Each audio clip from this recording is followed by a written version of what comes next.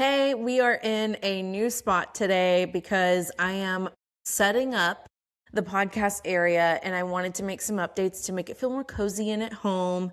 So anyways, if you watched last week's episode, you know it ended a little bit abruptly. And I want to get into that, but not before I tell you about what we're really going to talk about on today's episode. So this is episode 3 of What's Good, and I am your host, Hillary Griffin, and I'm so excited to focus on what's good in life, work, and everything in between with you. Okay. So I do have some notes. You guys know that I don't take notes. I don't go off of a script, but I have decided that what I want to talk about today is so important to me that you may see me look over like that just a little bit to make sure that I'm staying on track, that I am honoring your time as you're listening, and that we all are moving forward together. Okay. So I don't know if you have ever heard this before. If you grew up in church, if you go to church now, you may have heard it. If you have some Christian friends or people of faith in your life, you may have heard this. But people will say when you're dealing with anxious thoughts, when you're overwhelmed, when maybe you just have some negative things going on, people will say you need to capture every thought. Okay, this is Bible. This is Bible, and it is good. It's a good word. You need to capture every thought. Now, here's the thing that always gets me is how do you even do that? I have actually talked about this before on the podcast before it was What's Good. It was Here with Hillary. And during that time, I'm pretty sure I talked about this, but my understanding of how to actually do this has grown because I'm a mom and I have to navigate things with my girls. So it helps me see how I'm really helping them develop a very strong mindset, a very resilient mindset to where their discernment is on point. And when the emotions rise up, they know how to navigate it well for their age. They're doing a really good job. And so anyway, I might be momming you just a little bit today, but I promise it's not because I know more or anything like that. It's just because this is something that finally made this concept in the Bible click for me. Now, if you are listening and you're not a believer, you're not a Christian, you're welcome here. I really want you to understand that about me. I'm not the type of person to be nope, this isn't for you. Read your Bible. No, that's not how Jesus would be. So that's not how I am. That might be how some Christians are, but that's not how Jesus is. Okay. So we're not going to get them twisted here.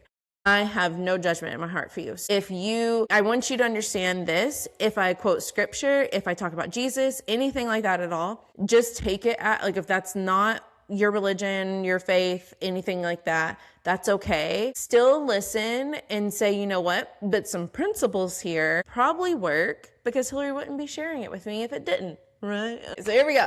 Okay. So first of all, last week, why the podcast ended so abruptly.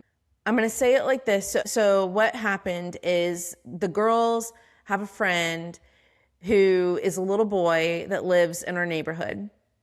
And he has a little dog. He has a little puppy. Long story short, the girls were outside and they play with that puppy and the little boy all the time. Well, the little boy was gone. The puppy was outside because it was just going to go potty really quick. Now, we live in an area where it's a dead end, there's not a through street. So normally traffic isn't super crazy. The kids are always running around. There's a whole group of kids that play here all the time and they're running around. The pets, we don't let Rocket run around because he's crazy and he will run away because he literally fits his name. But this little dog, she normally just stays right with the kids and stuff. Okay. Well, when you heard Javi come in at the end of last week's episode and say, Mommy, we need you. And I said, okay, give me just a second. And then I tell you guys, I've got to go. My kids need me. And I cut it off. It was because Zamira and Javi were outside and that sweet puppy was hit by a car right in front of them. And of course, I was out here and I was recording, and Ziri's was doing stuff and everything inside. And so he didn't know. That was probably one of the hardest, I'd say because it was definitely top 2, top 3, hardest days as a mom because I couldn't console them the way that I normally do. I could help them like kind of just breathe a little in between their crying, but that was traumatic. That was a lot. You know, some people be like, it's just a dog, but like, dog or not, my 10-year-old and 8-year-old watch life leave this earth. You know what I mean? Like they saw something very gruesome right there in person, and it was real. It wasn't a fake thing in a movie or a show. So it was a lot. It was a lot. We did our best to navigate everything that evening. I called for help. I called different people. That's why it's really important to like have community, know who you can reach out to, good, sound, you know, wise people, safe people, stuff like that, to help you with certain things. Know, you know, that you can like reach out to people to ask them to pray for your kids, you know, all that kind of stuff, right? So we navigated it the best that we could that evening.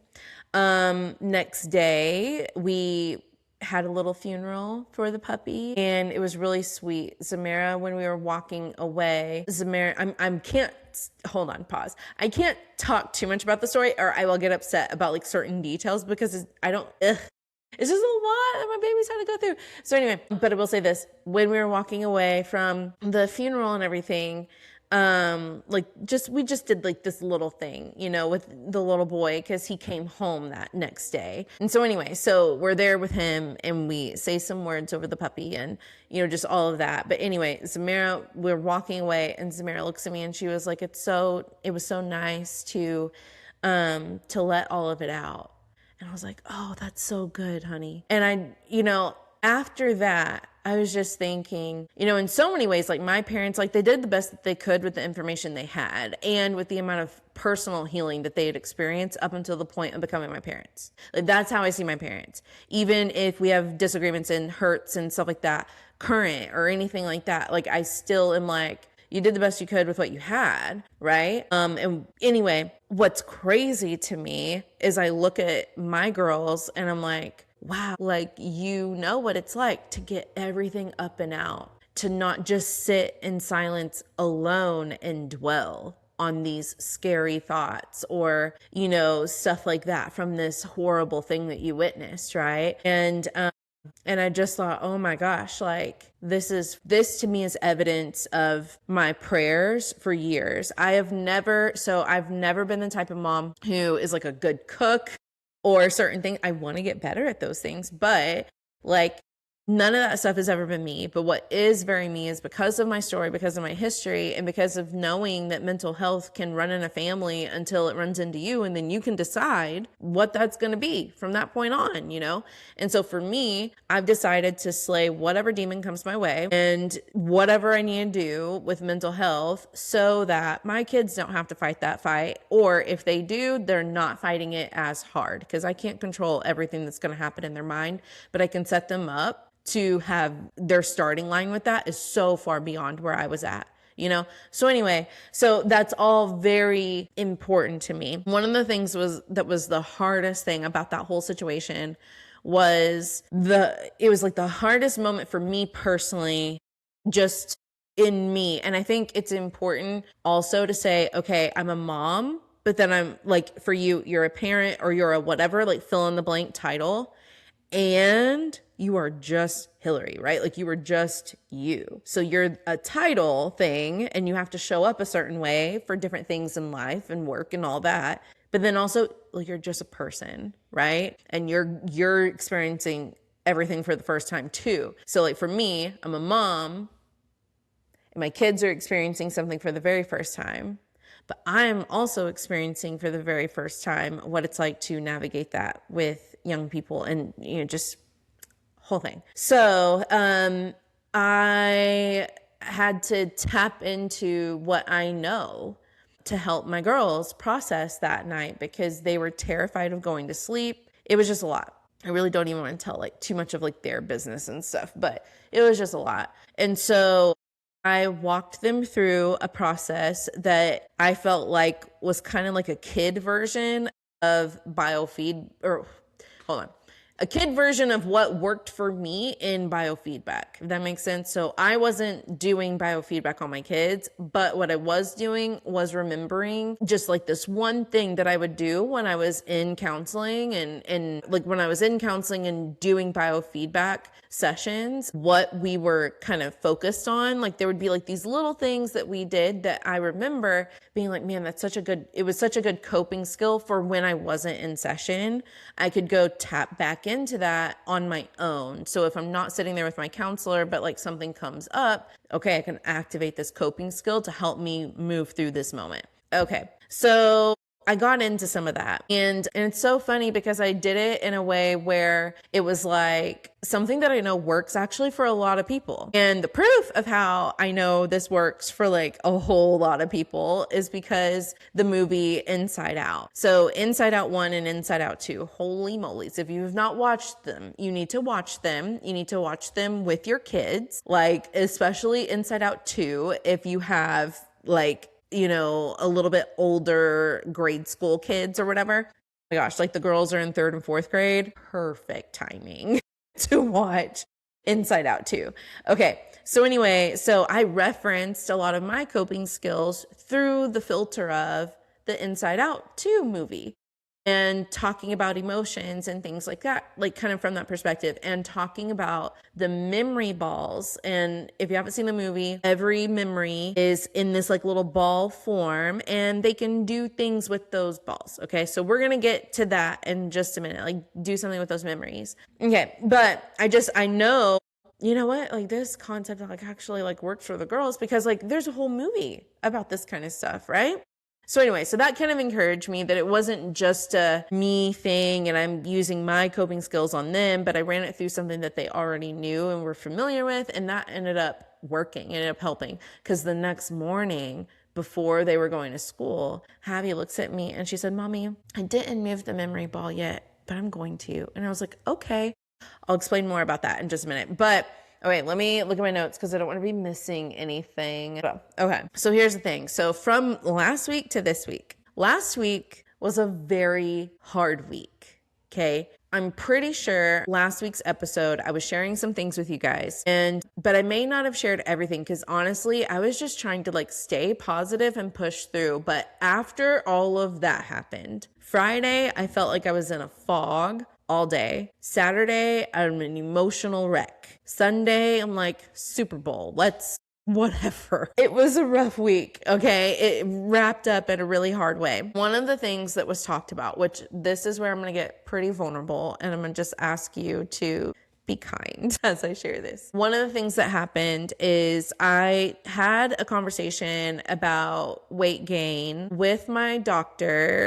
And the conversation with my doctor, if I am just completely honest, kind of went in a direction that made me uncomfortable and made me feel like I felt like I was very confused leaving the conversation. I felt like I know that certain things are just off. Okay. So anyway, I was in a weird headspace. So I ended up reaching out to one of my really good friends. I actually reached out to 2 different people that I trust on this topic big time because I'm like, I'm not going to act like I have done all the things that I know I need to do and stuff's still not working. No, I know that there are things I need to do, but I thought that I could get that answer from my doctor and it just wasn't going that way. So I ended up reaching out to 2 of my friends.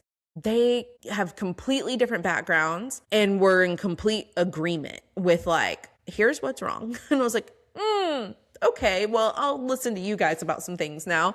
So anyway, so fast forward through that a little bit. One of those friends, I'm talking to her and we're going back and forth and she's encouraging me. She's informing me on different things. We're talking all through kind of like my issues and stuff like that. And then she was like, okay, Hillary, now I hope I don't offend you, but I've got to get really honest with you.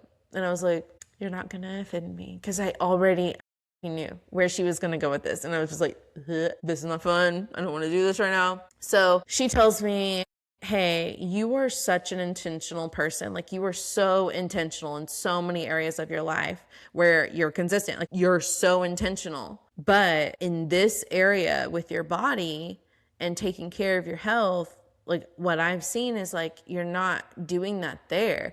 And I don't really know why, but I don't see that. She was like, that's really want you to do that. Like if you could be intentional with your body the way that you were intentional with other things, then like you would see a massive change here. Like you know, and just really like encouraging me to honestly like be who I am for other stuff for myself. You know what I mean? Okay. So after that conversation, of course, life is going on, right? And I recognize like, I need to figure that out. I need to figure out why that's happening, why that's a thing, because she wasn't wrong at all. And when that all came up, I had to do the thing that I did with the girls, the mindset shift that we made. I had to capture our thoughts and, you know, like all of that. Like, okay, I had to capture my thought and I had to sit with it though and say, okay, let me just get really curious about why. Why is it that I'm not intentional with my body? And, you know, all these things. I think seasonally, it's been different. It's not like, oh, there's just like this one reason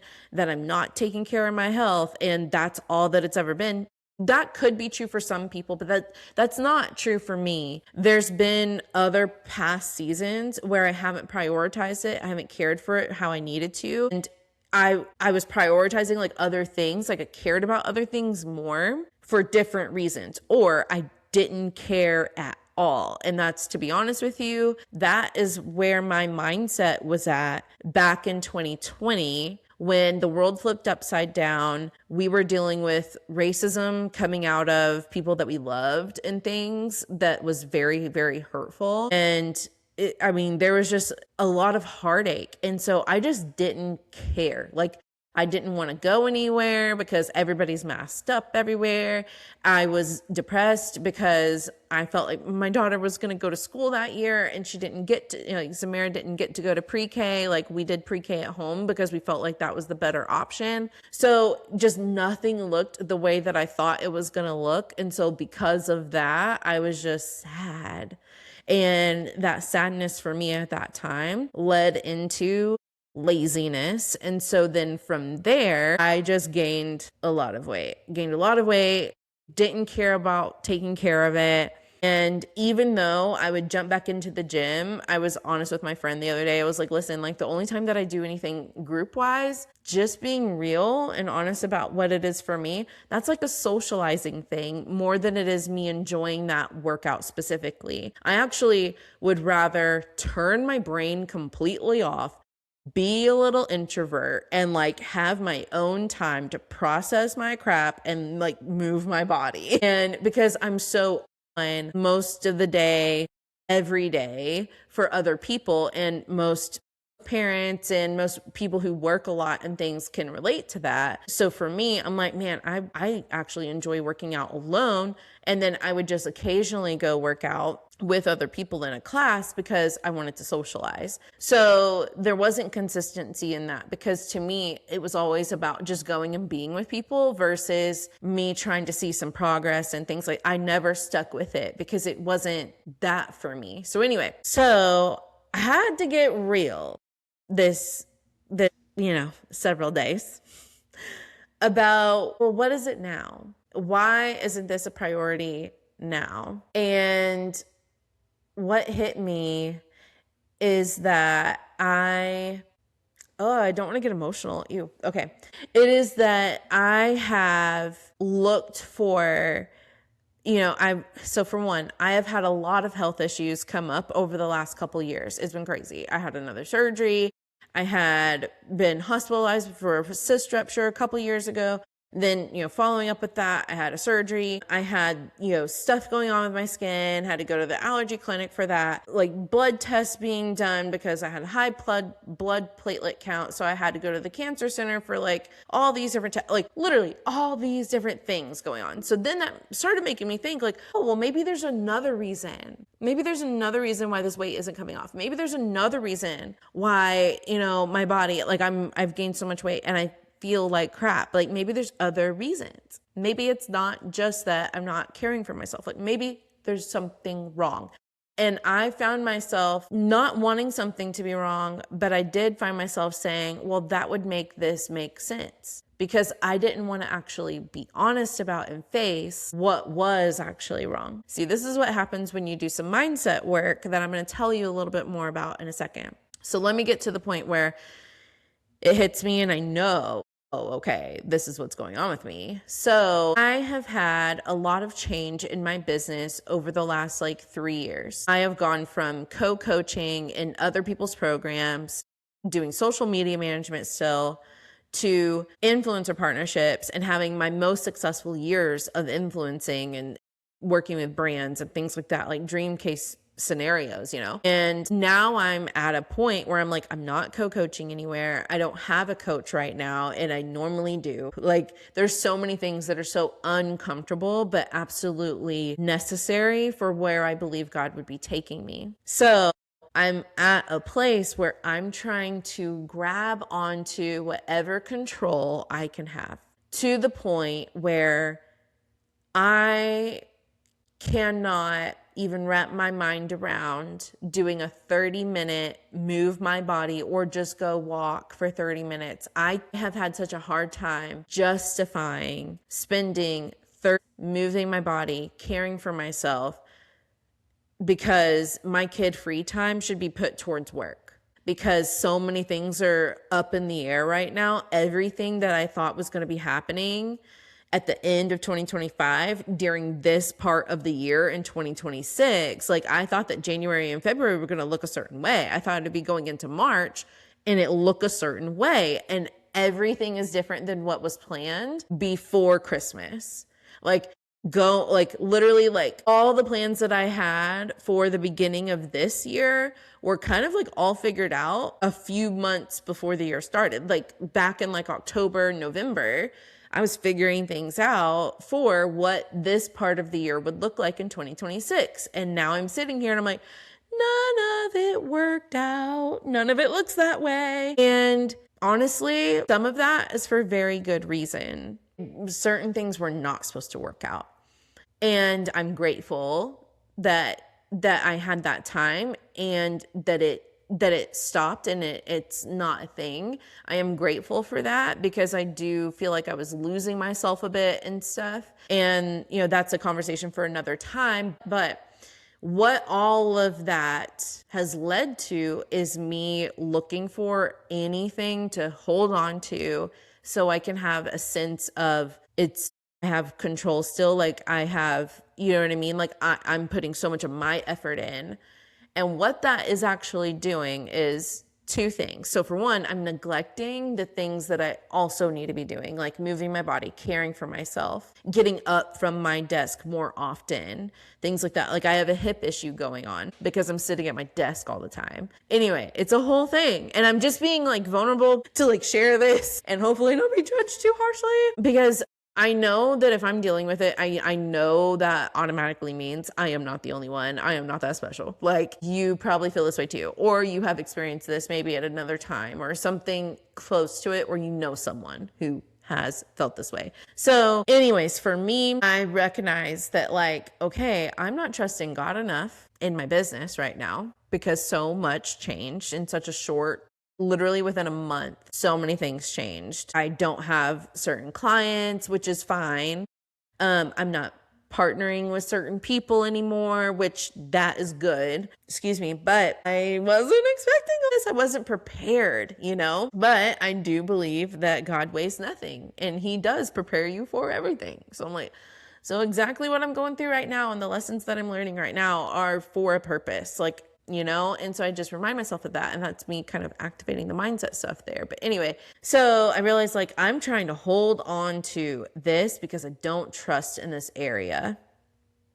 Now, what am I going to do about that? Well, I'm going to go back to those coping skills I was telling you about. So me sharing this whole story and talking about all of this, why I believe it actually matters for you too, is because if you can relate to having things change in your life and you feel like you have no control and you even maybe are possibly operating from a slight place of fear or anything at all like that, then this is the moment where you say, okay, Hillary, Let me just try to capture my thoughts. And like I said, I know the Bible says like capture your thoughts or take every thought captive, right? But you don't actually know how to do that. You don't know what that looks like. So I'm about to walk you through what I said is exactly what I walked my girls through. And it's going to sound like I'm momming you a little bit, but this is me. This is what I got. This is what I got to give you.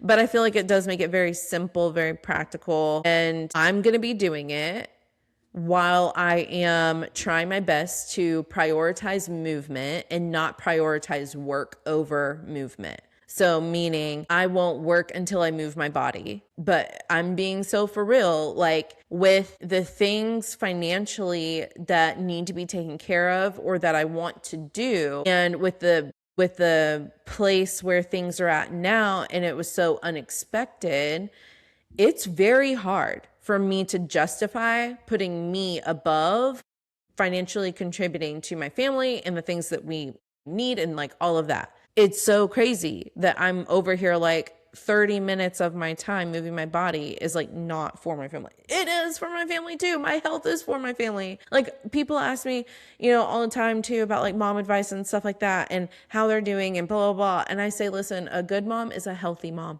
I say that all the time. That's not just for your mental health. It's for your physical health too. And I am trying my best to get there.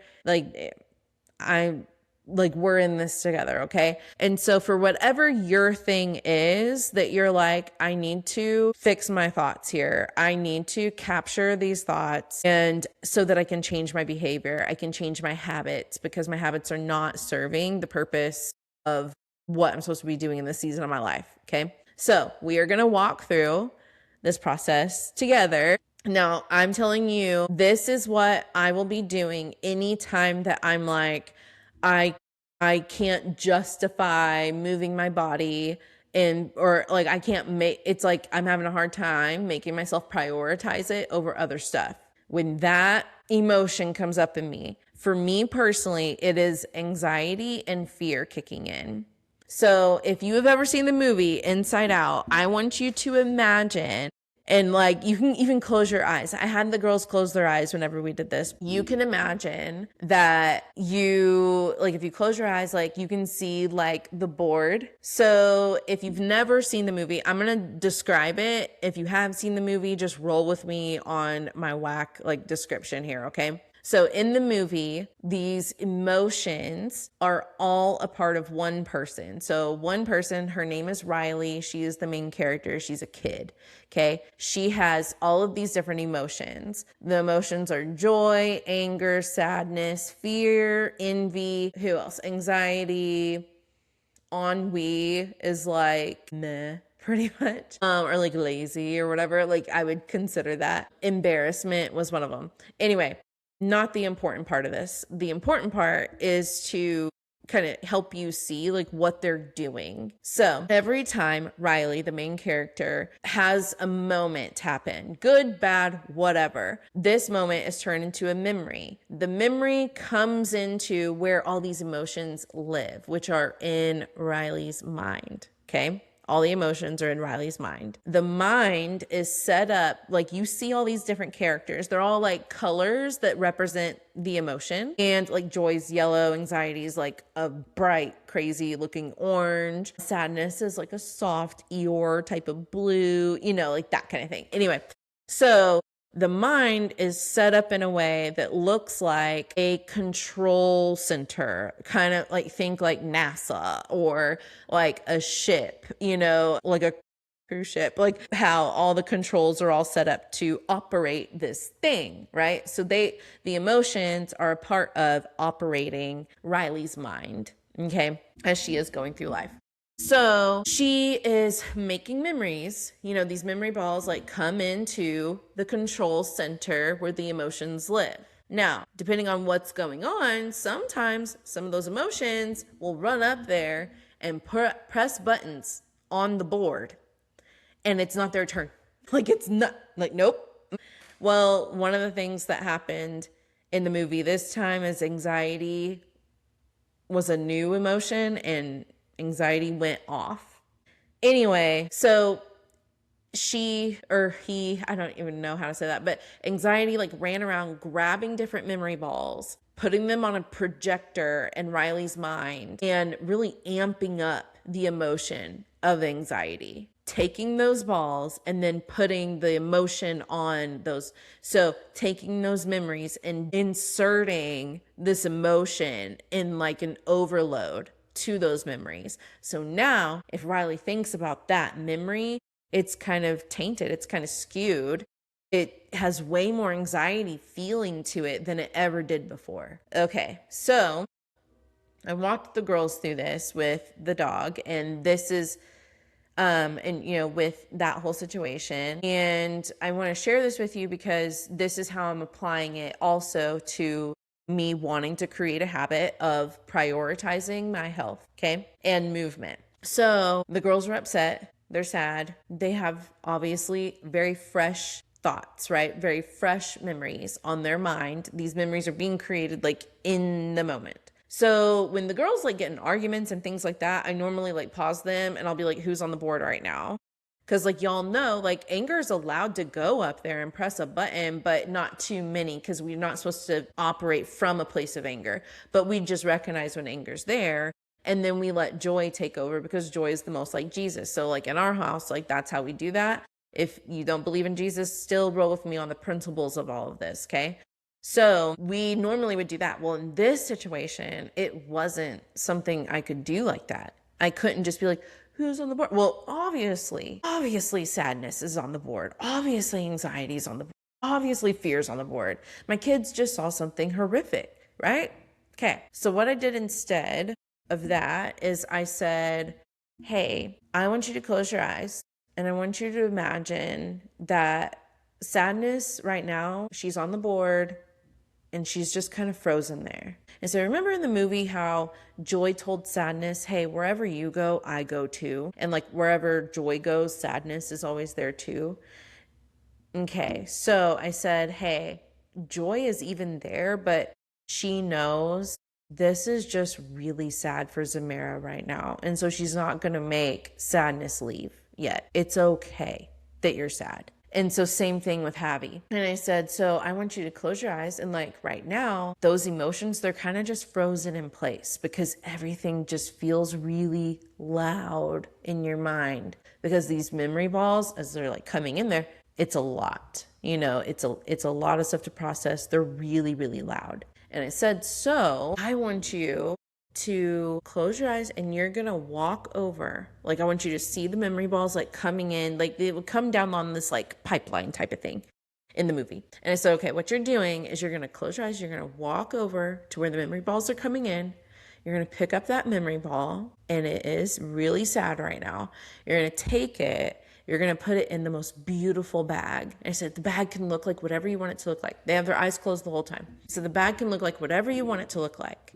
Put it in that bag, and then I want you to carry the bag and you're gonna go put it in this room. We're gonna leave the door open so that you can go in there whenever you want, and you can decorate that room however you want. Both girls said that the bags were decorated in what the dog's, like, she had a little vest style collar that she wore all the time that was floral and pink. Both of the girls described their bags and the room decorations to look exactly like that. And Javi even said that there was in her room, there was pictures of her and the dog all throughout the room. And I said, okay, so these memories, they're not wrong.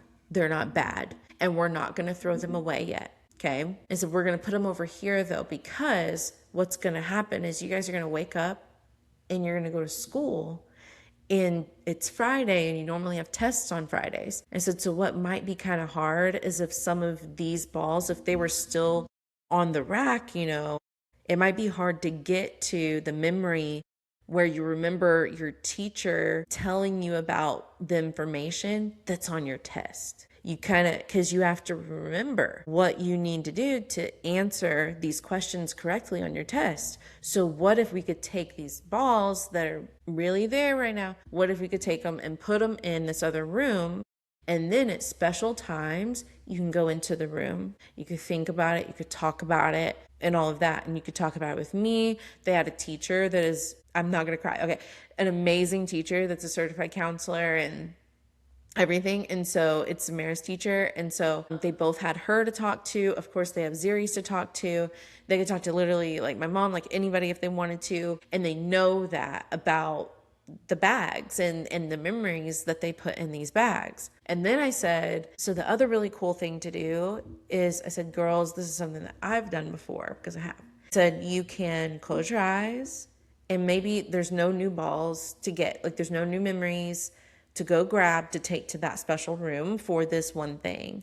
And I said, but what you can do is you can close your eyes and you can pray and you can ask Jesus, Jesus, will you come with me to my room over here and I want to talk to you about it. And so that's how you can pray, and you can just talk to God. You can talk to Jesus about everything that you're thinking, everything that you're feeling about what is in those bags and those memories. So, and then even with some of those memories, you can say, hey, Jesus, will you take this? Because I don't want it in this room anymore. Like when you're ready to be done with it and all of that and you don't want to talk about it anymore, you could do that. And so that's just like from a place of faith that says, hey, I release this. I don't have to keep this anymore. I don't have to carry it. But I was saying that on like a kid level, right? Okay. So this is a long episode. Sorry.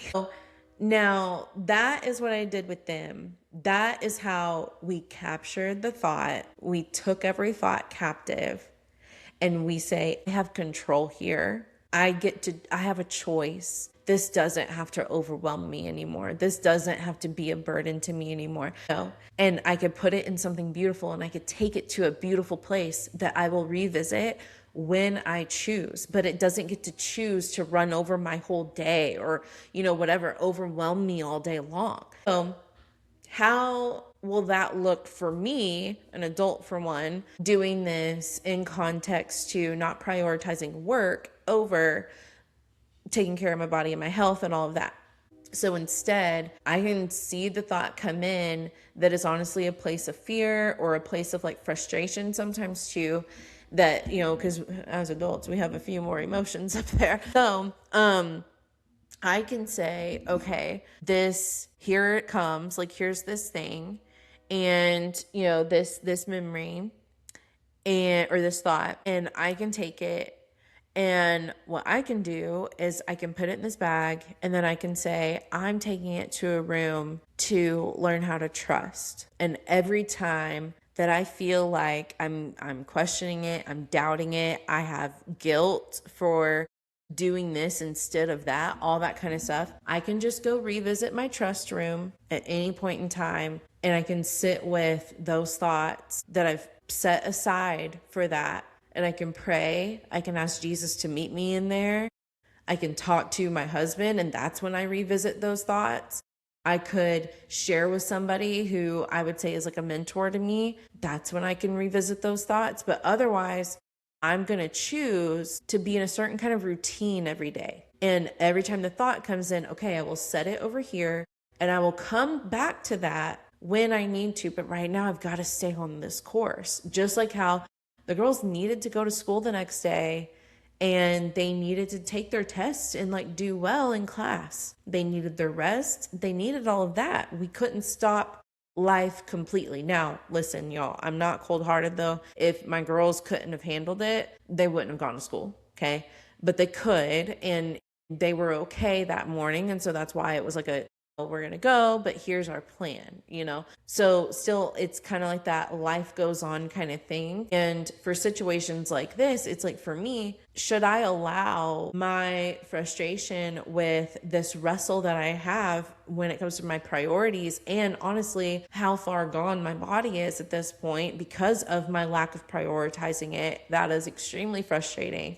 Do I want to sit in that all day and like loathe myself because of that? Like, do I want to do that? Or do I want to say, okay, how I feel right now is valid and I need to give it space for it to be experienced, talked through, whatever, thought about on its own over here where I'm not alone with it, because I don't go to that room alone. That's a personal rule for me. I'm not going to go to that room alone. If I go to that room, I'm either going in there with prayer, so I'm going in there with Jesus, or I'm going in with somebody I trust in my life to help speak faith into that room where I need my trust built up, So I need to trust that the business that I am building now, that is something that I've never done before in this way, like Oklahoma Social Club and the community that is here with this podcast and like all of this stuff. This is a new kind of way for me to be doing things, and that is very uncomfortable. I have to trust that this is all going to work out, even if I prioritize myself before work for the day.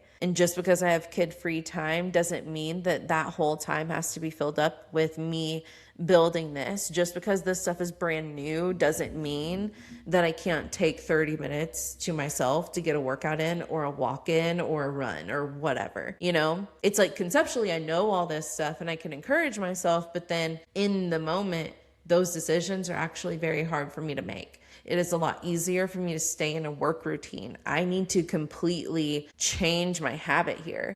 And so in order to do that, I've got to take those thoughts and allow them to exist, but they've got to sit over here where we give them the time and the space to process when it's time. But otherwise, I've got to live my life, and I have to continue moving forward and continue becoming who I am supposed to be in this season. So I hope that this is helpful for you. Let me make sure I hit everything because this is super long. Sorry, you guys, this is such a long one. I really think if you start doing this yourself this week, like I would love to know if you do it.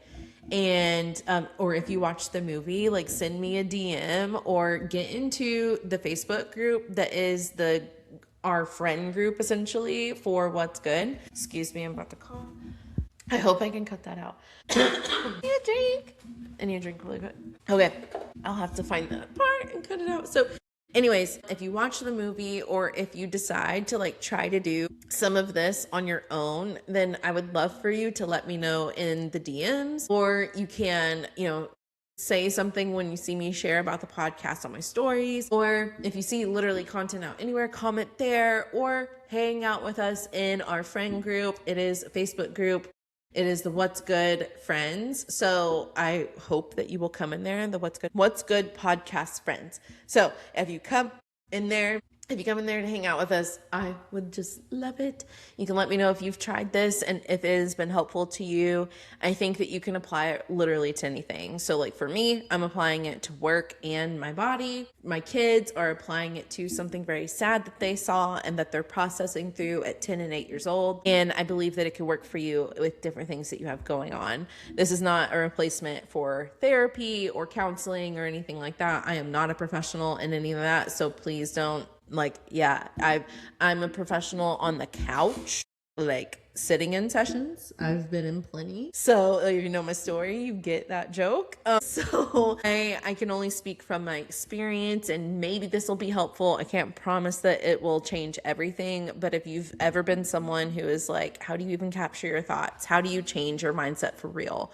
I think it's actually just practical things like this that turn into a compound effect of, man, I really am like thinking differently and I'm feeling differently now and I'm living good, Anyways, I am really excited for everything that's going to be coming to the podcast. I have special announcements coming out soon for other things that I'm doing in my business. I might share a little bit more about that next week. So stay tuned and I will see you guys again soon. Thanks. And I will see you guys again soon. So go be good, do good, live good. Have a good day.